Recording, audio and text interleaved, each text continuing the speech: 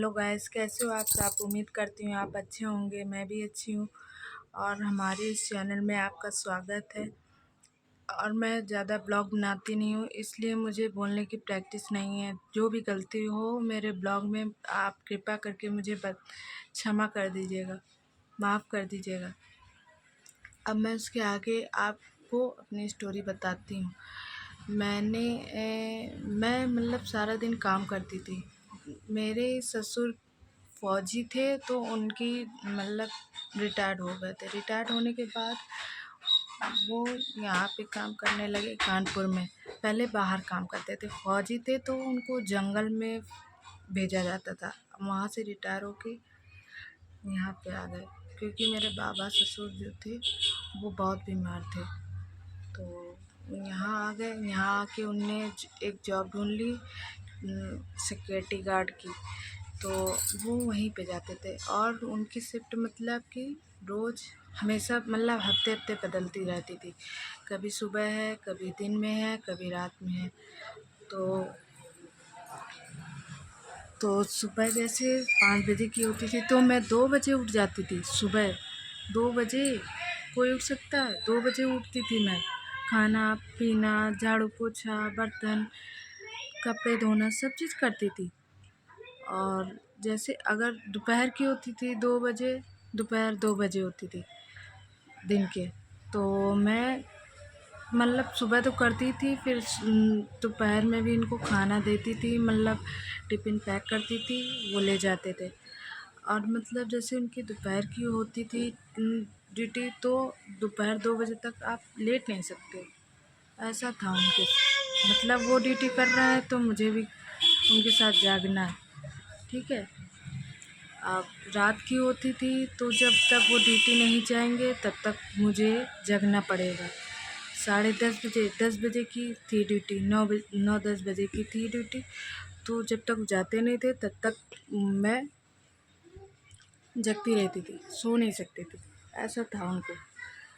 पता नहीं क्यों चिढ़ते थे, क्यों गुस्साते थे, मुझे आज तक नहीं समझ में आया।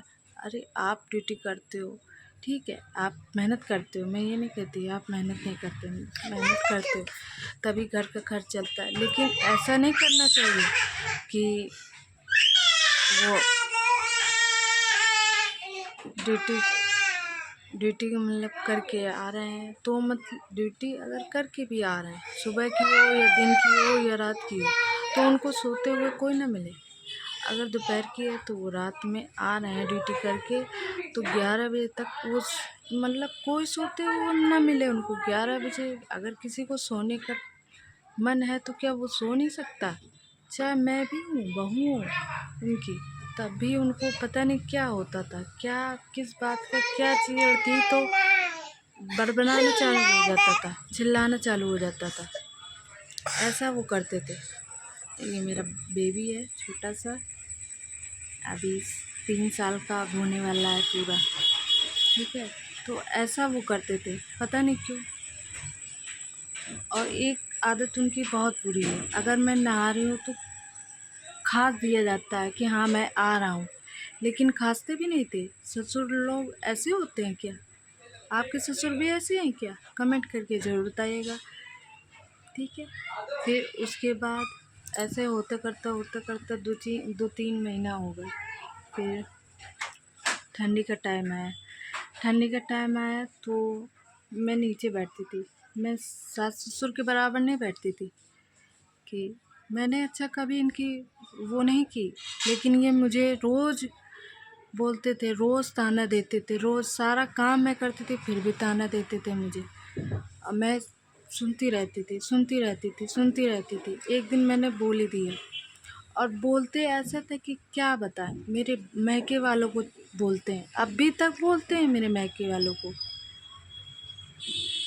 अभी मेरी भाई की शादी हुई पड़ी थी, तो मेरा बड़े भैया हैं, मेरे 2 भाई हैं, मेरे बड़े भैया कार्ड देने गए, मतलब तो उनको मेरी सारी बातें बताने लगे, उल्टा सीधा बोलने लगे।